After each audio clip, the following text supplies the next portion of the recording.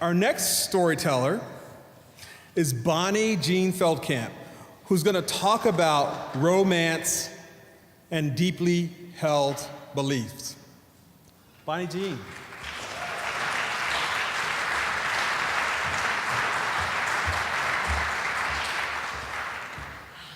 All right.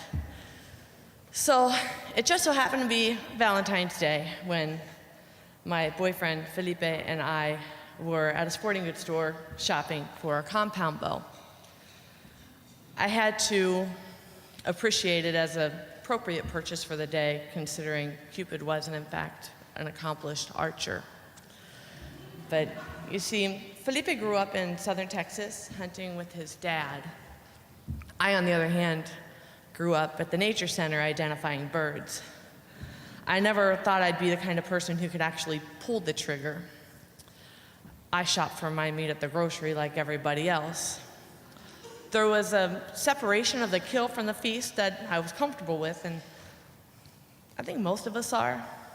But I also knew enough about big business farming to understand that the environmental impact was a negative one.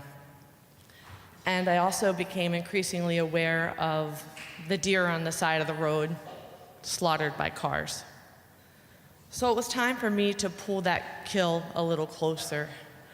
I was ready to take my proper place in life cycle, and I really wanted to confront that hypocrite within. Felipe was the perfect guy to help me do that. I loved him. So I practiced with my new bow all spring and summer, and when archery season rolled around in the fall, I took my favorite guy to my favorite place, which is my aunt and uncle's farm in Athens, Ohio. They had horses and chickens and a pasture all at the foothills of Appalachia. But it was more than that for me. It was my special place, my place of refuge. I spent a lot of time in my adult years retreating there. I knew that when I needed to fall apart, like when my decade-long bad marriage was finally falling apart, that the farm was there for me. My Aunt Mary was there for me. So was my cousin Adam. But Felipe was my refuge now. He was my safe place. So we arrived on Friday night, and we set up our hunting blind, which is like a pop-up tent that's colored camouflage. And the Saturday morning, we woke up way before dawn, and we hiked down with flashlights at our feet and focusing on each deliberate step. He would go first, and I would follow. I trusted him, and I don't trust easily. Once we got into the blind, we shut off our flashlights, and I reached over for his knee, and he read my mind. He found my face with his hands and kissed me there in the quiet. And I don't know if he was feeling what I was feeling, but I was really excited to be there with him. I wanted to wish him luck. I wanted to tell him I trusted us as a team, and I wanted him to know just how important it all was to me. When the sun came up, we watched for deer, and we saw them. None of them in range. We saw deer all day, way out of range, including 3 buck way across the field, a bachelor group, grazing under a persimmon tree, and we watched them through our binoculars. The only animal that did come within range that first day were turkeys, 9 of them. And they meandered across the field, and I began to realize I was gonna have a shot. So I pulled back my bow, I released, I missed. And I was so nervous, my heart was pounding, and I pulled back again. For the first time, I was looking at wildlife with the intent to kill. And my heart just pounded. I released again. This time I ruffled his feathers and he jumped up in the air, but I missed. And Felipe reminded me that I intended to take that bird's life. And he also confided that that feeling never goes away, that rush of adrenaline. And I appreciated that confidence. So the next day, we had a little bit different strategy. He got me settled into the blind, and then he disappeared into the darkness to go find a good spot under that persimmon tree and wait for those morning bucks. One of them came back, a 6-point, and I could see him through the binoculars. I knew Felipe's position, but that buck had no idea. I wondered, was Felipe's heart drumming? Would he summon his skill despite that rush of adrenaline? And I got my answer when that buck shot across the field and he jumped the creek. You see, they don't just fall over dead with an arrow like they do with a bullet.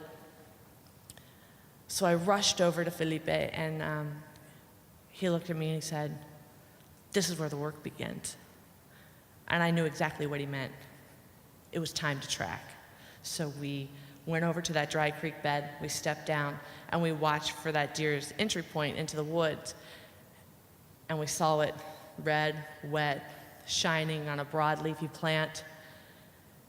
And we tracked it side by side, splatter to splosh to splatter, and it exhilarated me to track it. We went all the way to a wedge of land that was a fork in the creek, and we lost the trail. So I stood there, and I stared at this flat rock with a blood drop on it, and Felipe went further up the creek. I took steps in each direction, hoping I'd find evidence of a trail. We never considered leaving that buck behind. And he whistled, and I looked up the creek, and by the look on his face, I knew we had him. So I joined him, and he took me by the hand and led me to the clearing, and there lay our buck.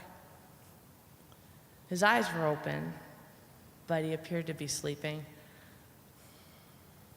Felipe squatted down next to his kill and asked me how I was feeling about it all. I felt really somber, but I felt an immense sense of gratitude at the same time. I wanted to thank that buck for his life.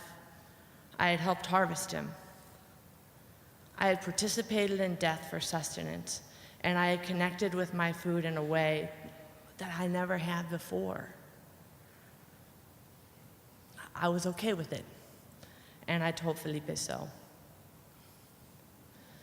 We decided that I'd be the one to hike out to get my Uncle Butch to help us haul that deer out of there.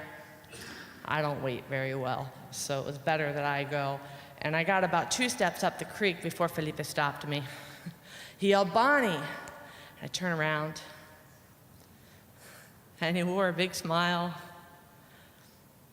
He shifted to one knee, and he looked like a leafy stump. And he said, "Will you marry me?" And I was like, "Are you kidding me? Are you seriously asking me kneeling over a dead deer?" I was like, so I go over and I drop to my knees and I look at him and I tell him, "You're an asshole." And I had expected that proposal a year earlier. He stood up at Thanksgiving and he gave this huge speech of gratitude. The man had notes and everything. My mom teared up. My dad choked up. Even his aunt, who's known him his entire life, expected that question to follow his poignant speech. No. So a few months later, I confronted him, and I learned that it just wasn't time yet. And that's hard to hear. That's hard to hear. I was ready. So I decided that loving him was enough. I let the rest go. Marriage was officially off the table. I no longer wanted its preoccupation. And then he drop kicks me there next to a dead deer. So I go over, I kiss him, and when I pull back, he looks at me and he goes, "Bonnie, this is us." And he was right.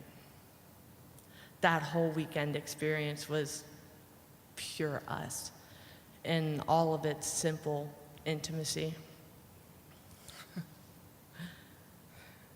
So I gave him the real answer that choked in my throat. Of course. Of course. We were married 3 months later in southern Texas, in my mom's backyard. We've been together a total of 12 years now. We don't buy as much meat from the grocery anymore. And on good years, we hope to just eat the meat and fish that we harvest ourselves. And we still go out to my aunt and uncle's farm in Athens, Ohio. And just now, we take our 3-year-old son, Ezra, with us, and he's growing up knowing just how special that place really is. And he's growing up knowing that when he needs it, the farm's there for him. Thank you, guys.